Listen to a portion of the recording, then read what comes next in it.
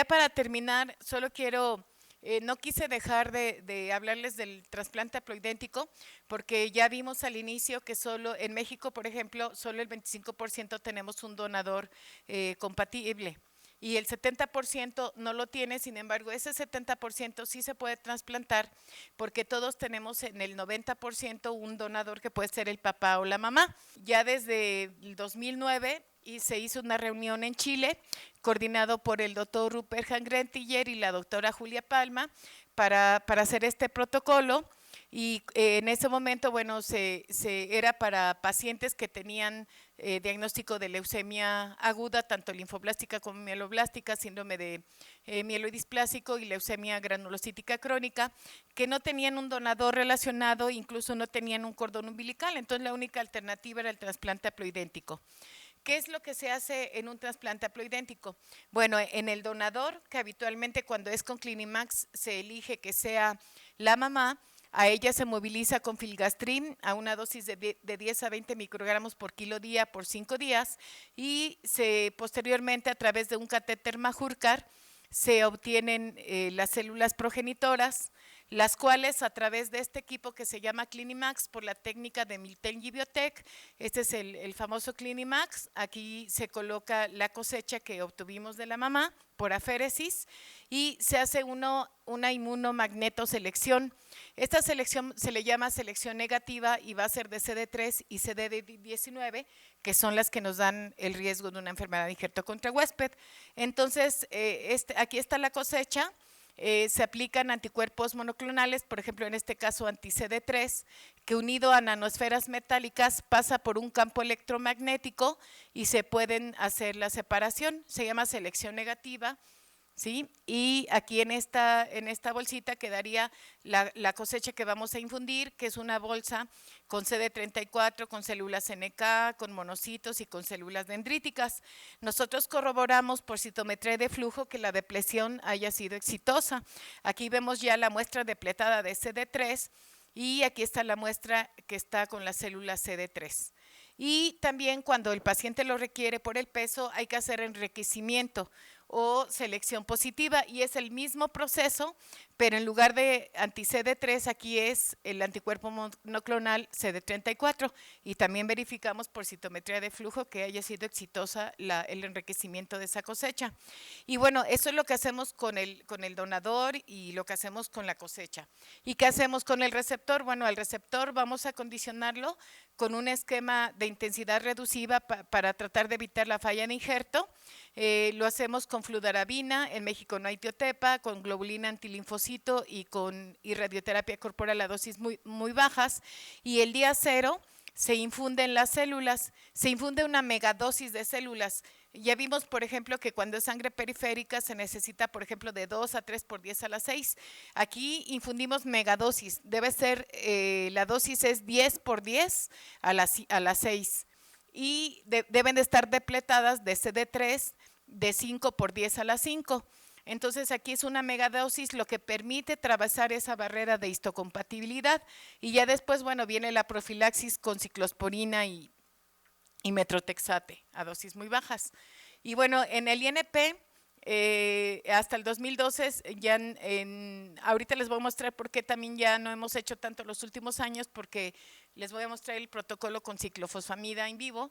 Entonces, bueno, en este tiempo llevábamos 20 pacientes, 10 eran masculinos y 10 femeninos, la edad media era de 6 años y se hizo en pacientes con leucemia tanto aguda como aguda, linfoblástica como mieloblástica, en un paciente con anemia plástica y en 8 pacientes con inmunodeficiencias y la sobrevida global era del 70% a 40 meses.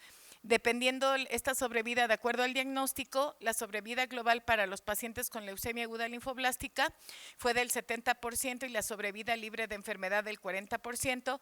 Sin embargo, para los pacientes con inmunodeficiencias fue de 50 y 15% respectivamente. También cuando había mejor sobrevida, cuando se había hecho depresión y enriquecimiento con CD34, aunque eran pocos pacientes, no es algo muy valorable.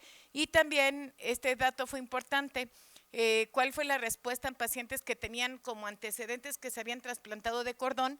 que no habían injertado y se tenía que tratar de hacer algo. Se hizo en 8 pacientes, de los cuales hay una sobrevida del 50%. Sin embargo, los 4 que no injertaron están vivos. Y bueno, ¿cuál es el otro? Esa es una manera de hacer un trasplante haploidéntico. Sin embargo, se tiene que contar con el Clinimax. Y cuando no contamos con el Clinimax, ¿cuál es la opción para hacer un trasplante haploidéntico? Bueno, pues nosotros nos apoyamos con el doctor Bolaños del Johns Hopkins. Él vino hace 2 años a México y hicimos una reunión y estamos en un protocolo colaborativo a nivel nacional. En donde se propusieron estos 3 protocolos y aquí, por ejemplo, también por tiempo solo quería mostrarles el primero. Se hace un esquema igual de acondicionamiento, en este caso con ciclofosfamida, fludarabina y radioterapia corporal. Se infunde las células el día 0 y se administra ciclofosfamida el día +3 y +4 a 50 miligramos por kilo por día. ¿Cuál es el fundamento de utilizar la ciclofosfamida el día +3 y +4?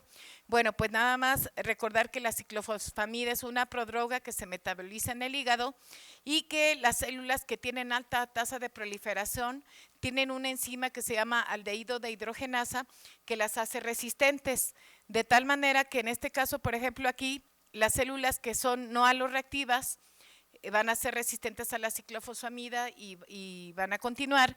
En cambio, las células aloreactivas, que son las que nos dan el problema, por ejemplo, para la enfermedad de Hurter contra huésped, tienen baja cantidad de esta enzima de aldehído, de hidrogenasa, y aplicando la ciclofosfamida el día +3 y +4 son destruidas y ya no nos da con tanta frecuencia o tan severo la enfermedad de Hurter contra huésped.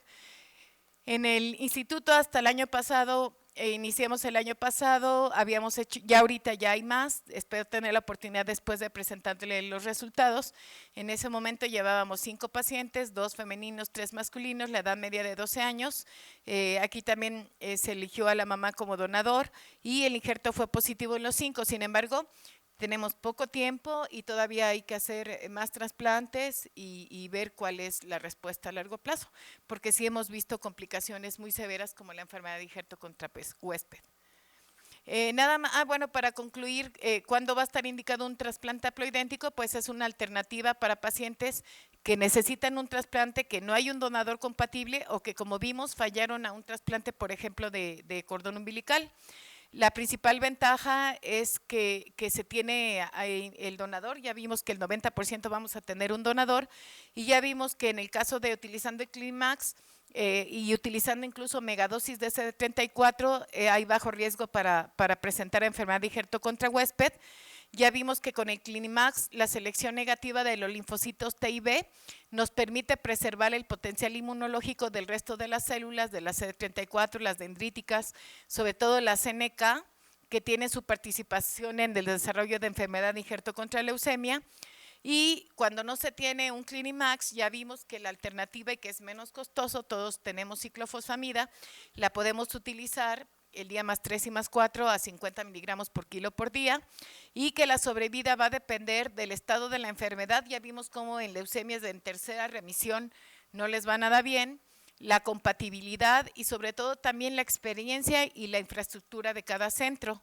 Sin embargo, también son necesarios estudios prospectivos, multicéntricos, donde nos permita saber cuál va a ser la mejor fuente de donante alternativo en patologías específicas. Y bueno, ya para terminar, recordar que cuando se hace todo lo que es el trasplante, es un equipo multicéntrico, en donde participan pues todos ustedes, ya vimos cómo las indicaciones son fundamentales, el banco de sangre, los químicos, trabajo social, psicología, enfermería y todas las etapas son muy importantes. Entonces creo que ya terminamos y gracias. Muy bien, gracias. En los casos de aquellos que no estuvieron los 2 días por las razones que hayan sido, entonces quedamos en que se les va a hacer llegar una carta constancia, no un diploma, diciendo qué días asistieron. ¿Ok? ¿Fue a un día o qué día finalmente, como una constancia? pero los que cumplieron con los 2 días, ya en este momento ya pueden contar con su constancia. Gracias, pues este esfuerzo es de todos, de los profesores, de ustedes por estar aquí presentes. La idea es de que esta mesa directiva ya va de salida y la idea es de que las siguientes mesas directivas van a continuar con esta misma tónica, creo que con la misma dinámica, y que de verdad es muy importante esta retroalimentación porque los profesores se eligen en base a lo que ustedes opinen en términos de su desempeño académico. Gracias, hasta la siguiente y hasta Acapulco entonces.